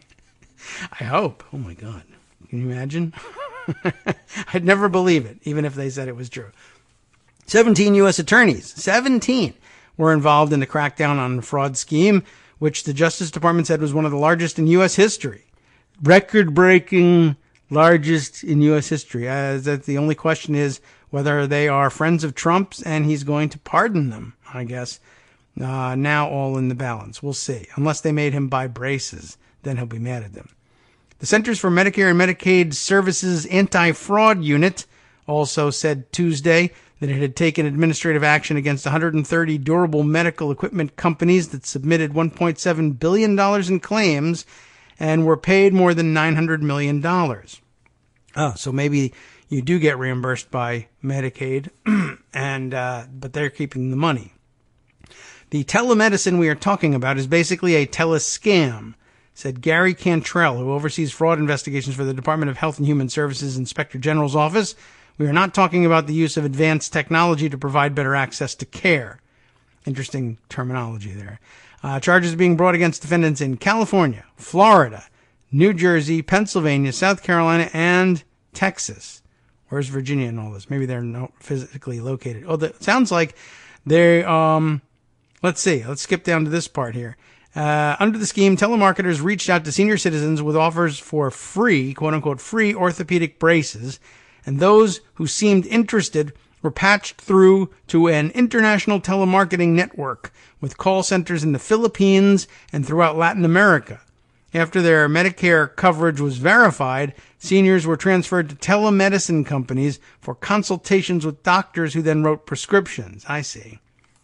Those prescriptions were then sold to medical equipment companies, which would ship the braces to patients and bill Medicare. The medical companies got Medicare payments of $500 to $900 per brace from Medicare and would pay kickbacks of nearly $300 per brace. The proceeds of the fraudulent scheme were laundered through international shell corporations. This does sound familiar. Maybe they all will be pardoned because Trump's got a piece of this action. Anyway, laundered through international shell corporations and were used to purchase luxury automobiles, yachts, and, yes, real estate, of course, in the United States and abroad, the government said. The Medicare Fraud Strike Force began investigating the scheme last summer after multiple complaints from senior citizens began pouring into the fraud hotline. The true extent of the alleged scheme is unknown and in some cases involve gray areas of complex payment policies. Experts say the problem is Medicare is required to pay medical bills promptly, which means money often goes out before potential frauds get flagged. We have the dumbest laws in this country. Why aren't we tagging this one? Investigators call that pay and chase. Interesting. This is actually quite fascinating now that I think about it. In recent years, Medicare has tried to adapt techniques by using credit card companies to head off fraud. Law enforcement coordination has grown with strike forces of federal prosecutors and agents, along with state counterparts specializing in healthcare investigations. When are they going to arrest the guy that Trump is putting in charge of healthcare reform? Interesting twist. The Medicare beneficiaries drawn into the orthopedic brace scam didn't have to pay anything up front. Okay, so they're not out money. That's better, I guess. But Cantrell said they have been harmed as well. A beneficiary's private information, once in the hands of fraudsters, can be resold for many illegal purposes. It's good vertical integration by the criminals here. Additionally, if a beneficiary whose information was misused ever does need an orthopedic brace, he or she may encounter waiting periods from Medicare. The program limits how often it pays for certain supplies and equipment. It can be very attractive to receive equipment, Cantrell said, but after giving out your identifying information, it could be compromised to perpetuate additional fraud. There is no fraud without the ID number of a Medicare beneficiary, and that seems like a good backdoor in, right? You don't have to pay anything. You just get a medical grade brace, and if your back ever hurts and you want something for free, what the hell, right? All you got to do is give us your information, although that's basically called the internet, right? You want news articles for free? You want to play our games for free? You want to post pictures of your kids throwing macaroni and cheese for free? What? All right. Well, if you want to do that for free, just give us your information and then we'll sell it to other people. It's basically the internet model. We forget about that from time to time. All right. That's quite fascinating. Well, I hope they throw the book at him, and I hope it's a big book, too. And I hope they hit him. That's what I'm saying. I'm advocating for violence against these people. That's true. You caught me. I won't be able to return to Germany now. Okay. So let's see. What other things do we want to catch up on? There are many. I don't want to get too involved in everything because we still have Joan to lean on and guide us around with better stories than I'm going to be able to find for you. I am interested and curious about this story in Politico, which details or reveals new details, maybe, about a thing that happened a year ago. How interesting is that? I'm talking about the story entitled Trump's Truly Bizarre, that's in scare quotes, Visit to Mount Vernon. Subheader here, the 45th president, no student of history, marveled at the first president's failure to name his historic compound after himself. That's what the story says, and it's a news story out today by Elania Johnson and Daniel Lipman in Politico. And I've seen some comments that suggest that perhaps the president spoke in jest. But at any rate, this is about a thing that happened last April, which is also fascinating to me. Why is it happening now? President Donald Trump had some advice for George Washington, who is dead, and he may or may not know that. He didn't know it about Frederick Douglass, right? So let's see. What was Frederick Douglass he was talking about? I think so, right? During a guided tour of Mount Vernon last April with French President Emmanuel Macron, and who's guiding the tour? Is it Trump guiding the tour? Because that's just not a good idea. Maybe they were all getting a guided tour. There was a real guide there. Trump learned during this tour that Washington, was one of the major real estate speculators of his era. Well, he was a surveyor, so he was in the business anyway, right? And he owned a lot of land. So he couldn't understand why America's first president didn't name his historic Virginia compound or any of the other property he acquired after himself. Well, they named the capital of the country after him. What else do you want? If he was smart, he would have put his name on it, Trump said, according to 3 sources briefed on the exchange. Can you imagine being briefed on this exchange? Why are you briefing me about this? The president went to Mount Vernon with Emmanuel Macron. It has nothing to do with anything. They walked around and saw a historical site. No substance was discussed, obviously. Why are you briefing me? But 3 people had to be briefed on this exchange. So he continues on to say, you've got to put your name on stuff or no one remembers you, which is clearly not the case with George Washington. I think Atrios was suggesting this is Trump's idea of a self-deprecating joke. That's possible. Every once in a while, I feel like the guy thinks he's joking, but he's such a joke himself, it hardly makes a difference whether he's serious or not. And I hate dismissing everything as comedy. The VIP's tour guide for the evening, Mount Vernon President and CEO Doug Bradburn, he should have made Trump call him Mr. President, told the president that Washington did, after all, succeed in getting the nation's capital, there we are, named after him. Good point, Trump said with a laugh, and also state of Washington, and a million towns named Washington, etc., etc. America's 45th president is open about the fact that he doesn't read much history or anything else. Trump said in July of 2016, which is now ironically history, that he had never read a presidential biography and had no plans to do so. He'll read his own, of course.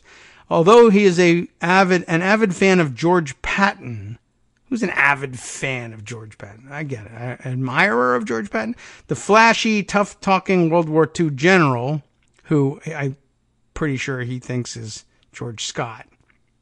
He knows the name Patton, but I think he thinks that's a documentary. Anyway, he has shown less interest in learning about his presidential predecessors or about the office he now occupies. Former White House aides say Trump initially did not know the history of the Resolute desk.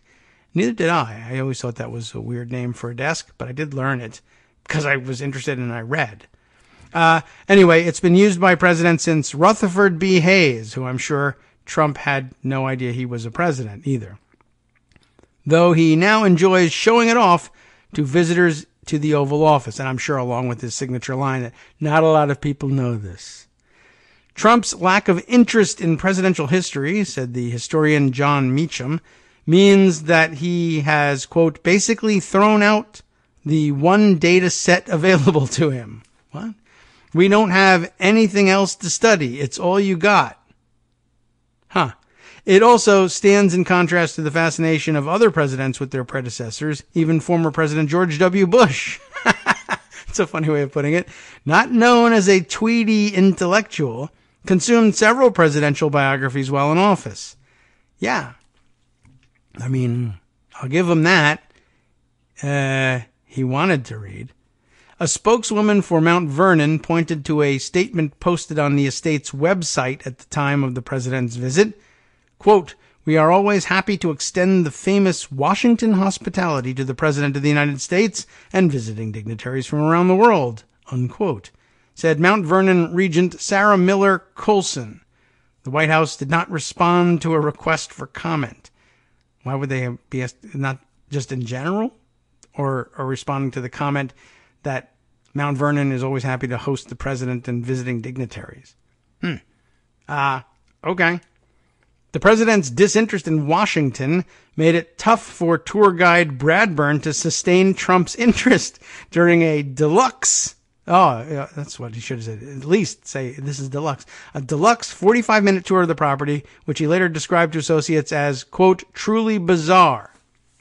I guess the guide did give it this description. That's interesting.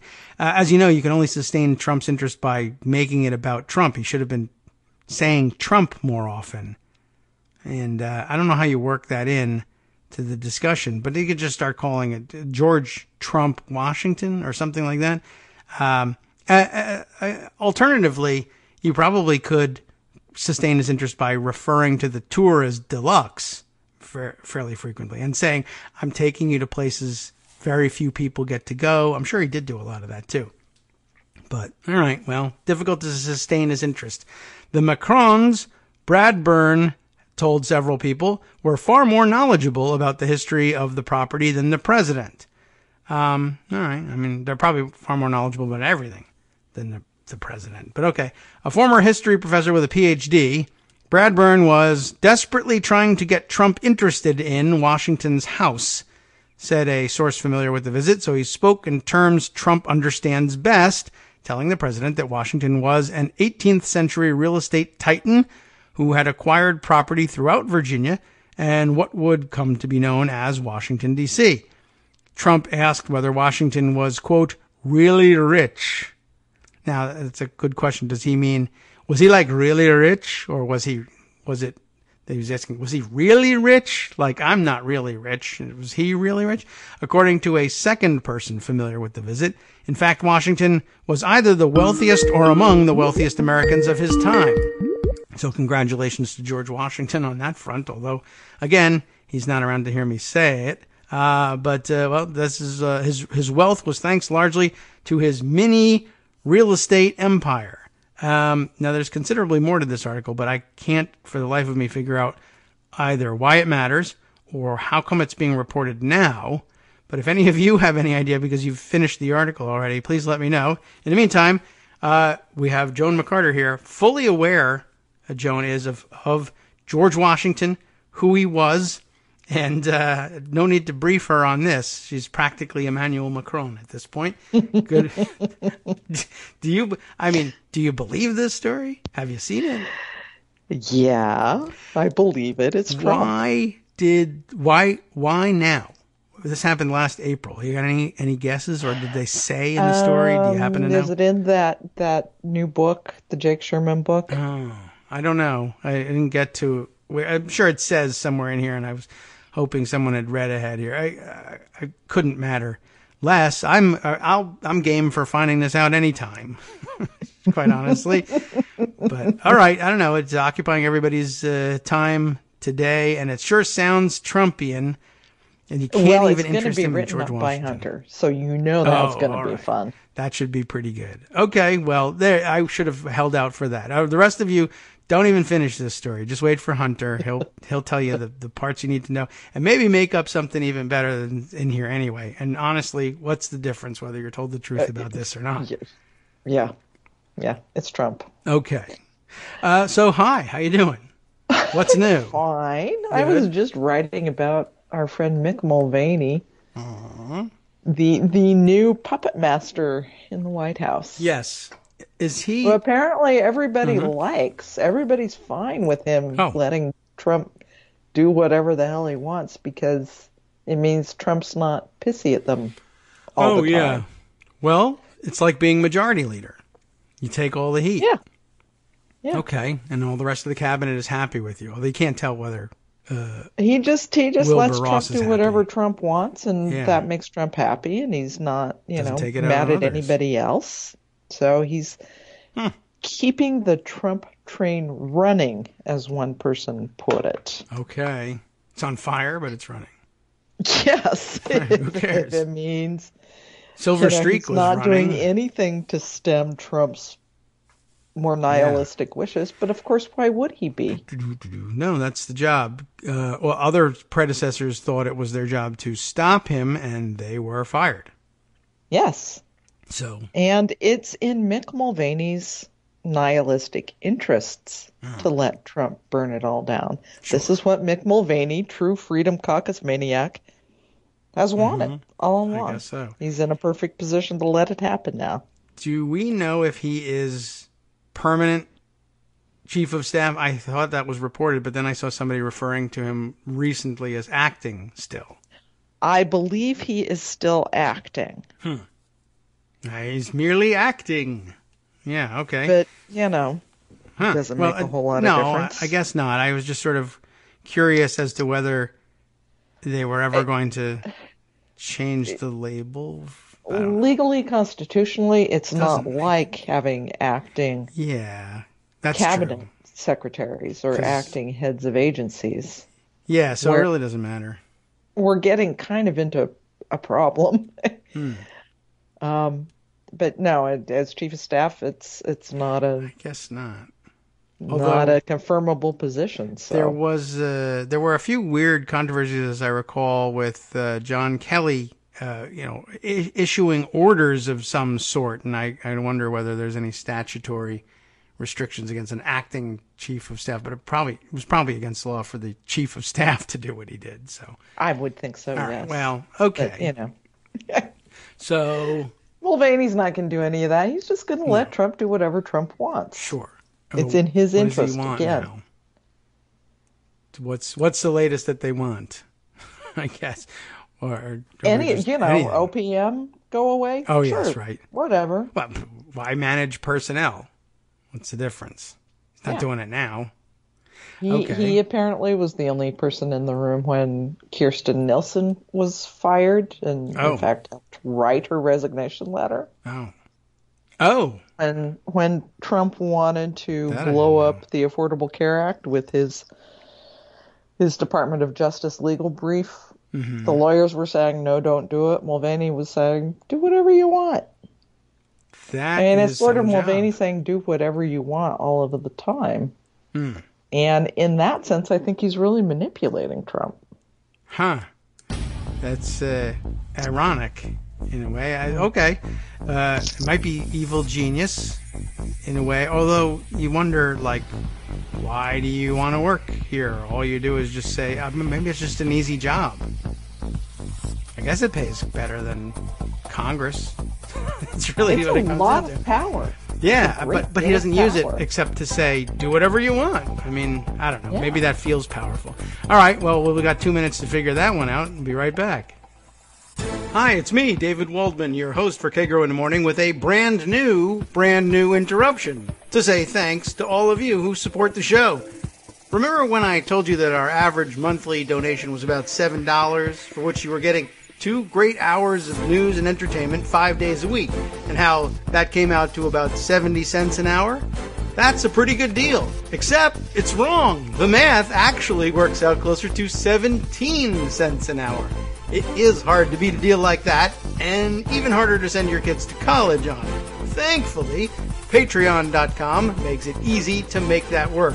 Patreon, Patreon.com, is the simple, secure way to make recurring monthly contributions to support our show. Just search for me or the show name on the site, and they make it easy to crowdfund the show so that the power of our numbers can keep the show going for just a few bucks a month. Once again, thanks so much for all your support.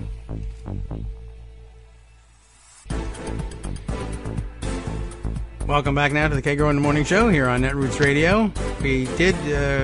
We worked productively during the break. We figured out how to get rid of Mick Mulvaney. I think it'll work. We were just sort of discussing, and we really should have just discussed it on the air. We got to part of it. I was having difficulty figuring out, what does Mick Mulvaney want out of this? It is a lot of power, but if all he does is say, I'll allow Trump to exercise his power, unless he's a clone of Trump, how satisfying can the job be? So I'm still not sure exactly what he thinks he's getting out of it, other than, as you explained, well, you could tell him there's the Freedom Caucus weirdo and just basically wants to do away with all government regulation on corporations, and presumably he's invested in enough of them that he'll make lots of money, or they'll hire him. I think that's probably it. He's setting himself up rather well for his post-public service career. Okay, so he did it on behalf of all of his payday lender friends when he was in control of the CFPB. Yeah. And he's in a perfect position to do it again now. And I think, the only way we can get rid of this is to set the conventional wisdom that by not controlling Trump, he's controlling Trump. Yeah. Nothing makes Trump angrier than the suggestion in the press that he's not in charge and that the real power in Washington is anyone else, but in this case, Mick Mulvaney. And interestingly, you also told me during the break that Senator Shelby maybe says as much, although he was saying what? He's the most dangerous man in Washington, yeah, according to Richard Shelby, who's chair of appropriations, and that was prompted, I think, during the government shutdown, when Mulvaney was basically behind the government shutdown. Yeah.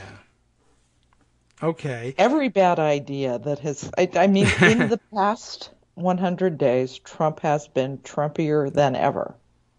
Right? Yes, I would agree with that. He's pretty much been cut loose. Yes. And that's Mulvaney winding him up and letting him go. Doing whatever he wants to do. I guess. It is easy money, but even better for him, easier and more money later. Yeah. For having, well, when he's done with his public service. Yeah. I could hear the poison in the voice there. Wow, yeah. Thanks for your service, Mulvaney. We're going to have to say, there's going to be people saying that to him later. All right. Well, okay. Keep an eye on him, but all we can is, no pretense of pushback of any kind. No. All right. No, not as an and interest. he lets pretty much anybody have access to Trump if they want to, which keeps him popular among staff. Yeah, what another interesting dynamic. Just thinking about Reince Priebus and his time there, and how initially the place was in chaos because everybody was pushing their way in, and then they said, you can't do this, and he began getting tougher, and they chucked him out. Yeah. Then they fired the next guy. And then the next guy. So I guess, the way to stay is to just get out of everybody's way, and the only real danger is that someone prints a story that says, you're in charge.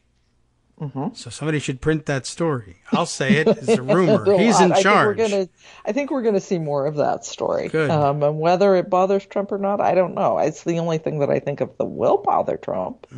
Yeah, I guess the idea that he's being manipulated and not being the string puller himself. Yeah. Also setting him against. It's frightening because Kushner will help too. One aspect of this is that Mick Mulvaney doesn't have loyalties. He's not a traditional Republican in thinking about what's best for the party. He's a Freedom Caucus maniac. They've never cared about what's best for the party. Oh, yeah. They just want to throw bombs. I think that is ultimately good for the party, but I also think you're right that if people prove to them that it's not, they say, well, who cares? Government shutdowns, great for us because something. Yeah, not sure why exactly, but yeah, it must be something. Because they've always come from really crazy districts that keep electing them. Yes. How about it's fine for them to throw bombs. Never mind that, you lose the House. Yeah. That doesn't matter to them as much as, I don't know what matters to them. They didn't lose their seats, so that, to the extent that matters to them, they lose the House. What are you talking about? I'm still here. This is the House, right? Yeah, but they're in the minority. I was in the minority then, too. Another aspect of this, I don't know if you talked about it yesterday, of Meadows and Jordan interfering in Elijah Cummings' investigation of drug companies. No, but I figured if it was happening, they were interfering. Yes, okay. The two of them have been writing letters to CEOs of pharmaceuticals saying, don't cooperate with this investigation. Did they need to hear that? Were CEOs cooperating? Well, you get a letter from the chairman of an oversight committee and you think, well, maybe I should take this kind of seriously because they make laws. Yeah. And then you've got Meadows and Jordan, who are ranking members, saying, yeah, ignore this. Don't cooperate with this because they say the whole point of what Cummings is trying to do is to limit your profits. He brags about how he's limiting profits when, of course, what he's trying to do is save taxpayer money on fraud. Right. We just read a nice fraud story. Yeah. And, all right. So basically they're just writing to say, you should not cooperate. And I assume they also say, whether they says it outright or not, I'll run interference for you. I mean, if you're afraid you're going to get in trouble, I'll grab all the headlines by setting the hearing on fire. And will hopefully destroy their ability to be productive. And if that happens, you win. And then I guess they hit them up for a donation. Oh, yeah. I think that's probably a given. Yeah. I think that we're going to see plenty of donations going from pharma to these two. Yeah. But, wow. All right. But that's rather unprecedented. I think so. It's usually just sort of understood. Like, if you come and dispute what the hearing is about, I'll help you because I'm a Republican. But never actually putting in writing, right. Don't cooperate. Yeah. Even Trump would tell you that's stupid. He's constantly saying, don't put it in writing. Right. Don't email it. And if you do, I'll eat it. So maybe that's what we'll see Jim Jordan start chewing paper during the hearings. He's practically chewing it anyway. Chewing the scenery, that's for sure. Chewing the scenery, yeah. Right. So you might as well do the paper. It's better for you. Well, all right. So that's kind of bizarre in a way. The Mulvaney thing with the government shutdowns that you mentioned brought back to mind. Where are we? Are we in danger of another debt ceiling issue at any point in the near future? Has that gone away? Always. And I assume Mulvaney would empower that too. It's going to coincide, unfortunately, with. It looks now as if Treasury is going to be able to do the money shuffling it always does, up until about the time we also need to fund government again. Oh, that the fiscal year. All right, so September, October. Okay. And I guess Treasury can do anything because apparently they don't care about oversight either. I heard that story yesterday. What did he... Mnuchin came to testify and basically said, I don't want to do this anymore. I want to go home. Yeah, you're wasting my time. I have meetings that I need to be taking. And that's the wrong thing to say to Maxine Waters. Really?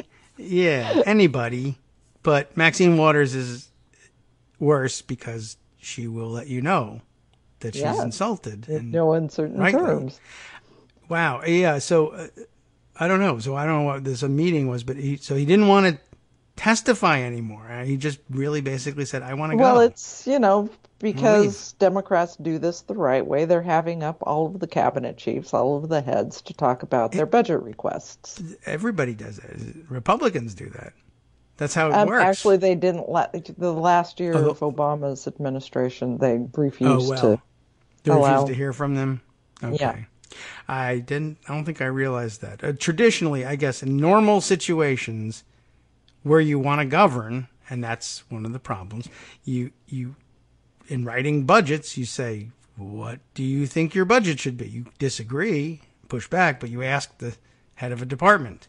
I guess these guys don't know. Since we're the ones with the purse strings, you have to come to us and tell us what you want the money for. Yeah. That's how it was all set up from the beginning. Yeah, I mean, how you do anything normally. What do you need and can I pay for it? That's the job, but no. Oh, well, I don't think I even realized that they did that. And still we get newspaper stories. Republicans need to show they can govern. They're showing you they won't. Ever. All right. I think they don't care about governing. They've never cared about governing. Well, they have. They have. That's not fair. Oh, once. In the past. They don't now. In the past. Okay. A long, long time ago. Sure. Before, Ronald Reagan and the decision that really all that mattered was the Southern strategy. Keeping those brown people at bay. Southern strategy? I don't know what that is. I'm confused. I was told. Yeah, that's another story from yesterday that happened on Capitol Hill. What's her name? Candace something or other? Candace Owens? Owens, who, I don't know what was going on. She was they were having a hearing on the dangers of creeping white Sharia, white supremacy. And I guess a Republican thought it would be a good idea to have her there to troll the whole thing. And she did. And she did. Owned the libs by saying there was the Southern strategy never happened, which was interesting. And I don't know. I'm not certain what to say beyond that. It's just they come and they troll and gaslight. That's why they're there. This was the hearing that YouTube was showing live and had to shut down comments for because the comments were so full of racism and white supremacist talk. Well, I guess on the upside, Facebook now believes they have that problem. So they didn't think so. They before. have a PR problem. Yeah, I guess so. I think that they're probably more concerned with the PR aspect of it than the flourishing of hate in their platform. Yes, they don't want to be known as the place people go to make racist comments during congressional hearings or any live stream for that matter. I guess they didn't care that it was Congress, but too late. They are. Well, it was a weird day, that's for sure. At least on those fronts. Other weirdness worthy of discussion? It's just all weird. Yeah. Kagro? It's all weird. Yeah. I can see that. Apparently, we're still trying to be the party of healthcare. The Republicans are, I should say. They well, in what sense? Not giving it to people, right? They're coming back, trying to resurrect one of their supposed plans to save people with pre-existing conditions, which, of course, didn't do that. It said in writing, yeah, you insurance companies, you really should do this, but didn't actually have a mechanism for forcing them to do it.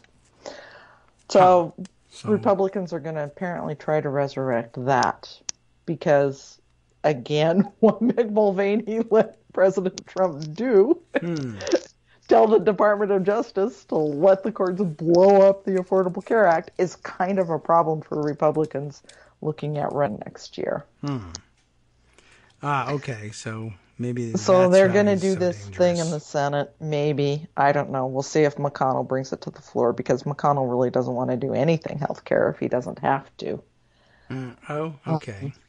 Resurrect this supposed plan to save pre-existing conditions protections without actually making insurance companies do that. Yeah, so interesting question whether he decides to bring it. And I guess he doesn't want to do anything. He doesn't want to do anything. All he wants to, I guess, is fill. All he wants to do is judges. Right. Yeah, so no legislative agenda for him because he's just had his election. So what does he care?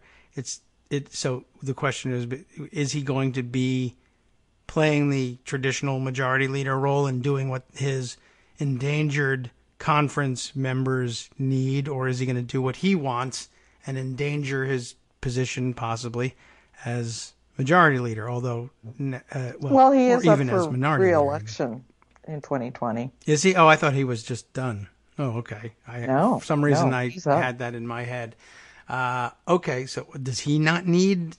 Does Kentucky not want anything done on healthcare, or is that just a selfish thing for him? Kentucky's not particularly happy with him right now, so I think that McConnell's looking at this as a national election. For example, saying net neutrality is dead on arrival in the Senate. He is now the primary beneficiary in the Senate of telecom money. Okay. Used to be McCain. Well, look what happened to him. I'm not sure what to say about that, but okay. McCain was... I think McConnell's going to figure he consolidates power, does the minimum, skates through in Kentucky again. Okay. And honestly, it's really hard to come up with a Democrat in Kentucky who can contest him, who's strong enough to take him on. Yes. Because it's McConnell and he's been there forever, and he brings quite a bit of pork home, as we've discovered, and having a spouse who is in a position in the cabinet to bring home the most pork is very, very helpful to him. It's the porkiest cabinet seat there is. Yep. Department of Transportation, Elaine Chao. And, folks from Kentucky have a real pipeline straight to the administration through McConnell's office. Yeah. And he's been using it. They're building a road to make it easier for Steve Mnuchin to steal all the gold out of Fort Knox. It's a great, perfect. I think that's what he wanted to leave to do. I still maintain he is removing the gold and putting it somewhere. I have no proof of this whatsoever, except for the fact that how could he resist? Well, yeah, look at him. Yeah, there's a picture of him in there. The first thing he did was go there and ask to hold the gold bars. All the money. I think he's stealing it. I think you're right. I think I'm going to be like historian of the century when that comes out. As his wife starts going in there wearing great big coats. Right. Just stuffing them in the coats, and they're heavy, but she's strong. She works out. So I'm sure she works out. Of course. Or what else pays is she people going to to do work with her out for days? her. I don't know. Well, she now has a movie company to run now. He sold her right. the business. Yeah, movie company that apparently he's been trying to set up great deals with. Yeah? In China. Oh. Yeah. Just do anything in China. You got something illegal to do? Take it to China. Chinese film thing has risen up too. I wrote about that a couple of weeks ago, and I don't remember all of the details because okay. I'll put that there on are my too radar. many details to try to keep track of. Yes, it's but impossible. Mnuchin's trying to help out his spouse's film company, which was once his. Yeah, I think, and he announced with some fanfare that he was divesting in his business, and everybody said, "Really? Why would anybody do that?" Wife. Yeah. So right. So I'm not sure that really counts. I mean, I'm positive that it does not count. It does not count. That's a weird one. Didn't even realize I was going to get to that one today. All right. I mean, what other fires happening? Everything is on fire. Yes. That's just a given. Oh. Stephen Miller, I should say, is taking over. I don't know whether it's better for us to get rid of Miller or Mulvaney first. Could they Between the fight two one of them, they're running the show, and it's pretty terrifying. I guess the only thing we can hope for is that something puts them in conflict, and they just all kill each other, I guess. But is there any way to put that in? I don't know. I don't know. It's really terrifying. Trump seems to want to let Miller do whatever he wants. All right. Yes. And Herman Cain. Okay. Herman Cain is in the news. Well, they wanted him on the Federal Reserve. Fed. And has he not? He's been on the Fed, hasn't he? He's been on one of the regional Feds. Yeah. So it's not as bizarre as people originally thought. Or unless his original appointment was bizarre. Somehow or another, he managed to get on the regional Fed. Yeah, which maybe that's the bizarre part. It's kind of bizarre. Yeah. He apparently has been spamming his email list with bizarre investment opportunity. That's not wise in preparation for a Fed hearing. No.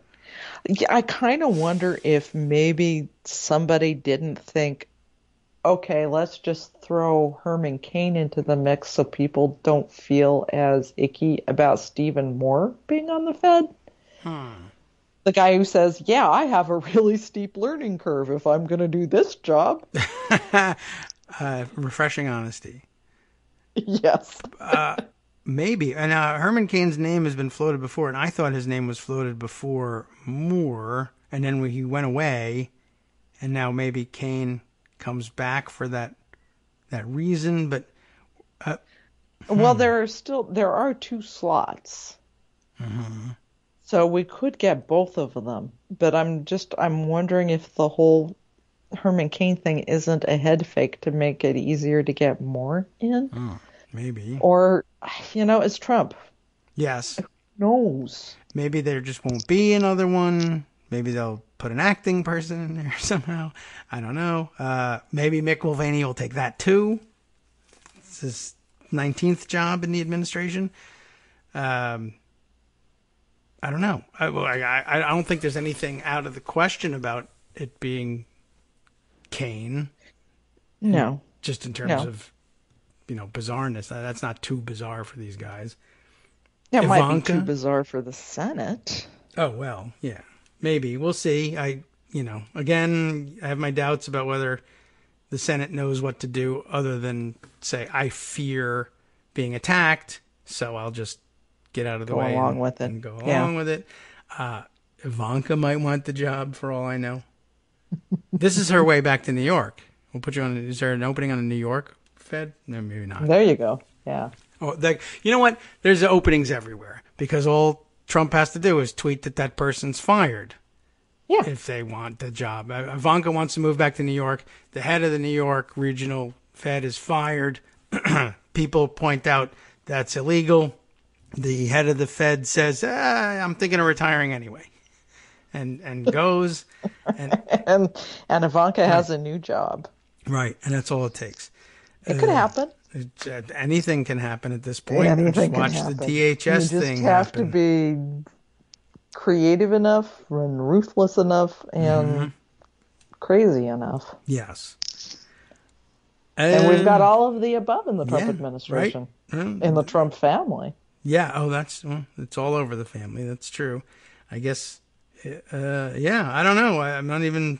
I don't know what else to say. You can just they can engineer anything at this point. People are afraid, and Mitch McConnell's not going to stop it. No, he has no interest in doing that. And I wonder if he's afraid. I never did figure out how he feels about Trump. Or do you think his wife tells him he should be afraid, or don't worry, I got you, or they don't discuss it? Maybe they don't actually, live together or something. I don't know. Maybe. Mitch McConnell's rather a mystery to me. Yeah. Other than the fact that he has absolutely no principle. Yeah. Well, like Mulvaney, why doesn't Richard Shelby think McConnell's the most dangerous man?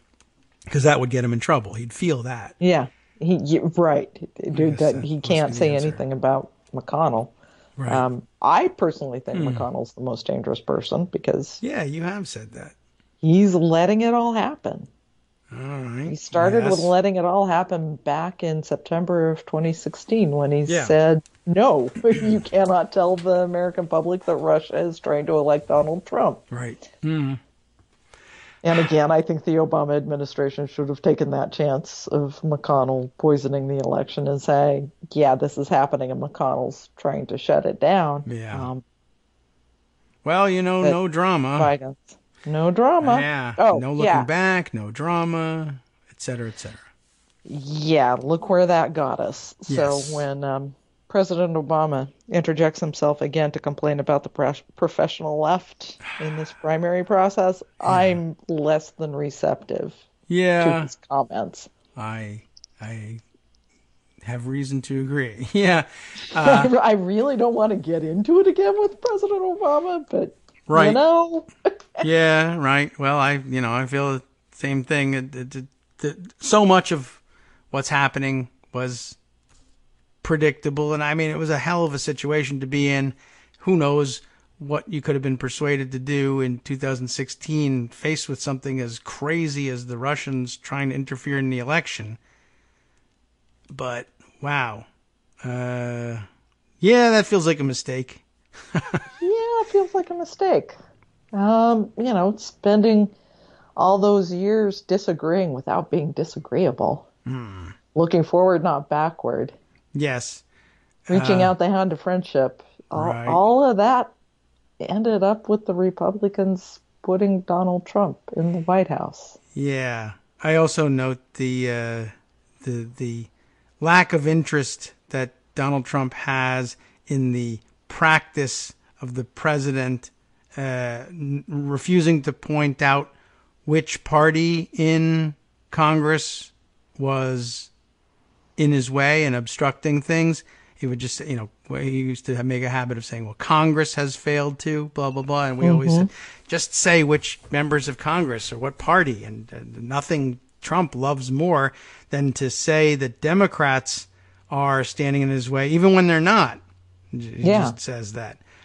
But, a continuing source of disappointment. And as I recall, I can't recall what it was about, but Eric Holder made a comment the other day, same thing, like, didn't anybody tell you? Oh, yeah, I remember. I sat next to you and told you that this was letting the previous administration get away with what it did was going to lead to an insane next Republican administration, and that they were going to do all that they've done and more. And I think you said, shut up, you professional left idiot. Pretty much. Oh, well. I'm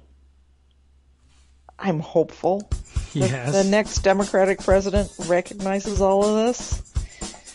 We'll have to do our best to remind them. Yeah, I hope so. I hope everyone will be taking notes on what's happening here. I don't see how you could miss it. I suppose last time around there was hope held out that, the rule of law, it's coming back, it's popular again during the Obama administration. It's just going to last forever. And, probably not. Oh, here's it. Eric Holder was talking about the tax thing, the tax returns. And, how could Trump possibly say he's just not going to hand them over and do it lawfully? And, Eric, they're not going to do it lawfully. That's the answer. And they're passing precedents for not doing things lawfully. Right. I mean, you remember the whole unitary executive thing. It was a big deal. Torture. Yeah. Warrant was wiretapping. Right. Yeah. Not of interest. And so, okay, I hope that a lesson is learned. But whatever. We'll be back next week to tell you how it went. Thank you, Joan, for coming by. You're welcome. Always appreciate it. On such a cynical note. Hey, it's all cynical these days. It's just important that we do these things together. Thanks a lot. From Daily Kos Radio on networksradio.com. You have been listening to the Kagro in the Morning Show with David Waldman.